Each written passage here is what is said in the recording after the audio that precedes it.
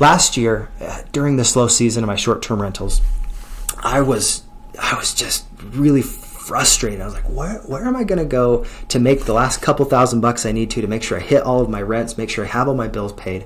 What do I need to do? And I went and I talked to my mom, and she's like, well, you could come and do some odd jobs for us. While I was doing all these things, there was one day that I was at my parents' house. I walk out to the shed, which had all of our tools in it, the paint supplies, and I noticed the door was just slightly cracked open. I was like, that's weird.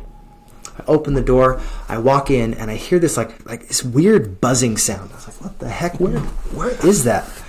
And I look up, and I'm like, is this a June bug? What is that? There was this thing that's bouncing really quickly off the ceiling. And after I looked at it for a second, I noticed it was a little hummingbird. This little hummingbird just bouncing its head off the ceiling. It could not figure out how to get out of the shed.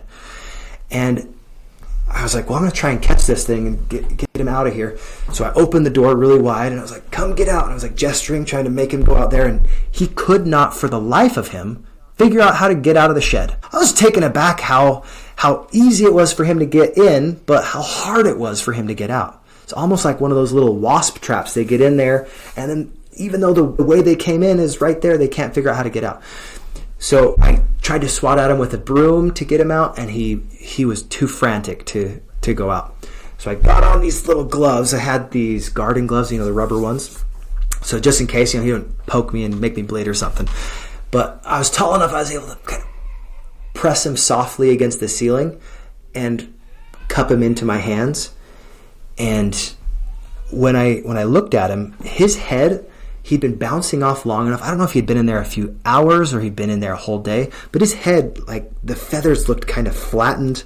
And in the 80s how they had those flat top hairdos? Yeah, he had like a flat top as a hummingbird. And I was looking at it, and he was so exhausted. And I went outside and I opened my hand, and he didn't immediately fly away. It was almost like he turned to me and he said, "Thank you so much. I'm so glad I was in your hands."